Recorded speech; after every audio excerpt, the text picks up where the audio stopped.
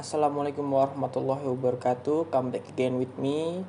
My name is Muhammad Dipo Hasbi from class 33 1B of 7. Now I'm gonna show you my listening comprehension task number 4. For the part 1 is complete this text. Okay, so here's a joke. A man sitting on a veranda with his wife one night went out of the blue. He says, "I love you." His wife says, "Was that you or was that the beer talking?" The man says, "That was me talking to the beer. Maybe you find that funny. I find it hysterical." What makes a joke funny is a question that has been beset the human condition since we lost our tails and started walking upright. But can scientists tell us today why we laugh? Scott Weems is a cognitive neuroscientist and the author of book Ha, The Science of When We Laugh and Why.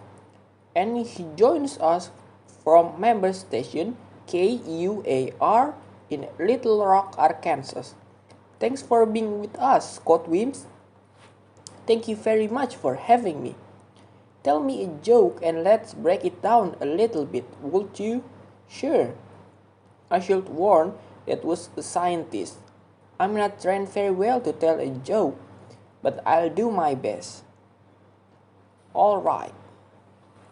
So, a dog walked to telegraph office and he says, "I want to send a message." An operator says, "Sure, what would you like to send?" The dog says, "Woof woof, woof, woof woof woof, woof woof woof."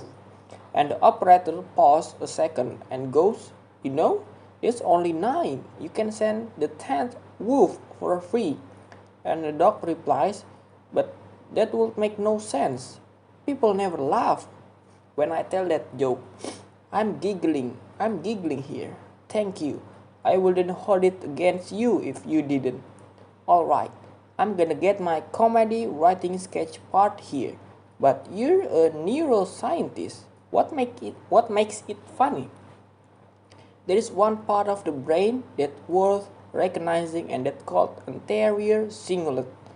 It's not on the surface, it's a little below, and it's what we consider our conflict detector. Anytime we're confused or overwhelmed, or we just have conflicting information, like in the form of a surprising punchline, this area gets very active. Why is conflict important in a joke? It's basically how we process things we don't understand. So much of our life is filled with conflict and not just jokes. People laugh at funeral, people laugh in tragic event, and it's because these are times when we just don't know how else to respond. Humor is much broader than just a stand-up routine. It's just how we look at these moments in life where things don't make sense. So, laughter is a coping, bonding, lessening anxiety, the sense of discovery, surprise, all these things. It is, and I think that's why it's so linked with health benefit as well. Now, humor hasn't always been looked upon so positively. You write that Plato and Jesus weren't funny. No, it's really a shame. Historically, humor has not gotten a good rap. Someone actually counted the number of times that laughter occurred in the Old Testament. The total number is 29, and of those, only 2 are positive. In other words, only 2 are occasion of joys. Well, there's debate now whether Jesus laughed not just in the New Testament, but in his whole life. And of course, Plato, Hobbes, Nietzsche, the scholars all have very negative views toward humor, because they saw it as something that weak minds did. It's not something that serious people do. Do you think men and women tell jokes differently? They do. It turns out that women laugh more than men, but they are much less successful in the world of comedy.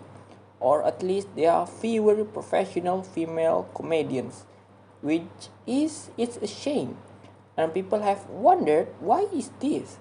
Because it's certainly not that women have less of a sense of humor. And one evolutionary theory is that the men are raised and maybe even have an evolutionary benefit to being the funny people in the relationship. We, men, make women laugh because it's a sign of genetic fitness. A man who can make his partner laugh is more likely to be intelligent and a good caregiver. And that's also why women consistently rate sense of humor as number one desired trait in a mate. For men, sometimes it's closer to number three, after intelligence and good looks. So, women maybe aren't given the benefits and the encouragement to be as funny as they could or should be. You want to leave us with one last joke? Oh my, okay. I have a bad success with this in the past, but I will give it a try. Two fish are swimming in the tank, and one looks to the other and he says, "Do you know how to drive this thing?" Scott Weaves is the cognitive neuroscientist and author of Ha, the science of when we laugh and why. He joined us from Little Rock, Arkansas. Thank you for joining us. Thank you very much for having me. And you are listening and maybe laughing to Weekend Edition from NPR News. That's all for part 1. Thank you. For the part 2. Part 2 is complete this text too. Dad. What? The movie is over. You slept through the best part. I must to doze off during the last few minutes. Right. You were gone for so long, you should have brought your pillow and blanket. So, what did you think about it? Well, overall, I'm a little disappointed with the movie. I mean, the story was a little bizarre, you have to admit. I mean, really, how believable is a plot about a captain who navigates his spaceship to far reach of the galaxy and encounter a race of frog people? I mean, come on. I thought it was fantastic. I mean, you have to admit that the special effects were awesome and the acting wasn't bad either. Come on. What about the ship's communication officer? I mean, what did you think about him? Wasn't he a little weird to you? He was always talking to himself, and he had that funny hair though. Well, he was a little unusual, but the ship's doctor was amazing. It was so cool when he brought the captain back to life during one of the battles. That was pretty realistic, but then the rest of the movie just went from bad to worse, and the photograph was so fake. So fake.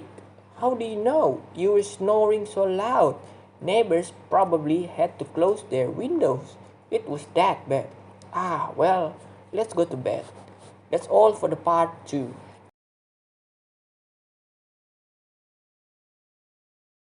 And now for part 3. Complete the text.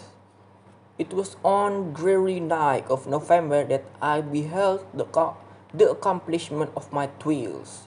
With an anxiety that almost amounted to agony, I collected the instrument of life around me, that I might infuse the spark of being into the lifeless thing that lay at my feet.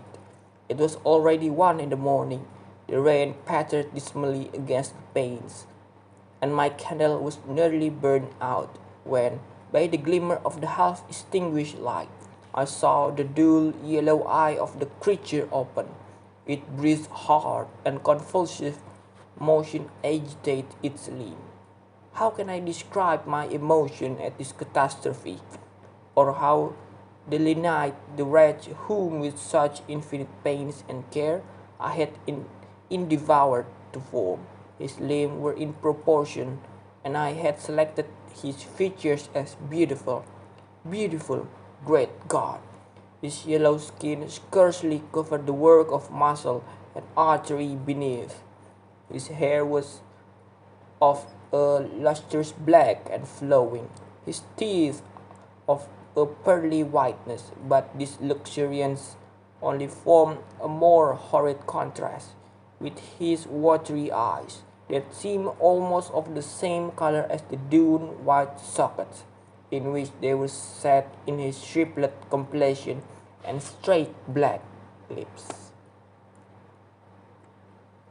The different accidents of life are not so changeable as the feeling of human nature.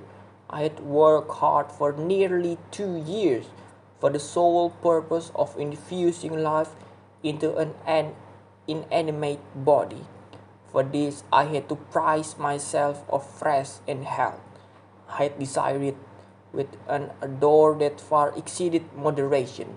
But now that I had finished, the beauty of dream vanished, and breathless horror and disgust filled my heart.